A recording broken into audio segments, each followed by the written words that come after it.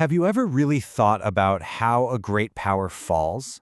We tend to picture it as just chaos, right? A sudden, messy, violent end. But what if it's not like that at all?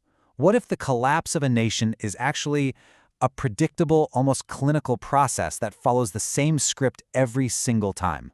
Okay, let's get into this. So today we're digging into a pretty wild theory from our source material. The core idea is that when a state fails, its end isn't random. Nope. Instead, it triggers a pre-planned legal outcome, basically a succession plan for the entire country. According to the sources we're looking at, the road to national bankruptcy isn't some big mystery. It actually follows this really clear historical pattern, a 9-stage downward spiral. And get this, they claim that pretty much every state that's collapsed in modern history has followed this exact playbook. And here they are, the 9 stages. It really is like a domino effect. It all starts innocently enough with budget deficits. But that leads to a debt trap, which forces the government to lean on its central bank to, well, print money. And from there, the theory goes it's a straight line to inflation, political chaos, and eventually a total system collapse.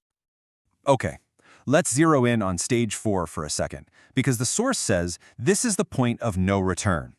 The moment a country's central bank starts monetizing its debt, I mean literally creating money from nothing to pay the bills, the argument is that it always, and I mean always, ends in runaway inflation and the complete destruction of that currency. So that's the theory. But how does this play out in the real world? Well, the source material points to one prime case study to make its point. The United States, in an 80-year debt cycle that they argue fits this 9-stage pattern perfectly. This timeline really lays it out. It starts back in 1944 with a super stable gold-backed dollar. But then comes 1971, when the U.S. just cut the dollars linked to gold. According to the source, that was the first big step into this debt cycle. You fast forward through the 2008 crisis, the massive debt surge in 2020, and we land right here in what the source is calling a breach of trust phase, where faith in the dollar is starting to seriously erode. And that brings us to this one, critical number. The source material highlights that the U.S. debt to GDP ratio has now blown past 120%. If you look at history, that figure is a massive red flag. It signals that a country is in some serious financial hot water, and its ability to actually pay back what it owes is in real doubt. So, this is the crucial question, isn't it? If a country actually goes through all 9 of these stages, and its government, its courts, everything just stops working, what happens? Does it all just descend into total chaos? Well, not according to this theory. And this is where the whole thing takes a really sharp, unexpected turn. The source claims the outcome is already written, locked away in a single legal document that it calls the World Succession Deed. This is the big twist in this whole story. So what exactly is this thing? Well, it's described as a private international law contract. It's supposedly designed to kick in automatically the very moment a state's institutions collapse.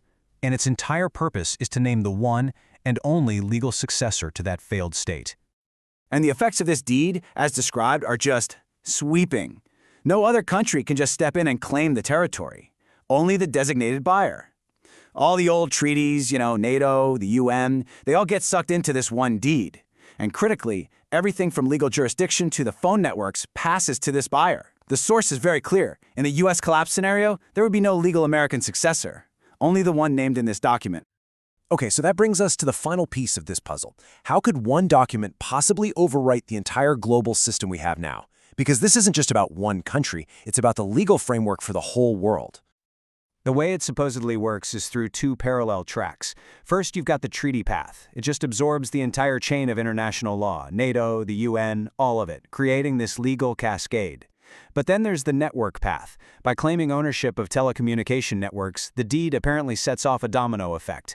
Anything connected to that network, anywhere in the world, could fall under its jurisdiction.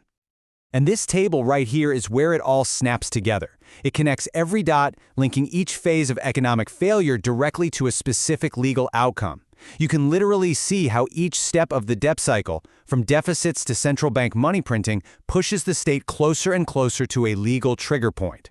And once those institutions finally give out, boom, the World Succession Deed supposedly activates and the buyer becomes the only game in town.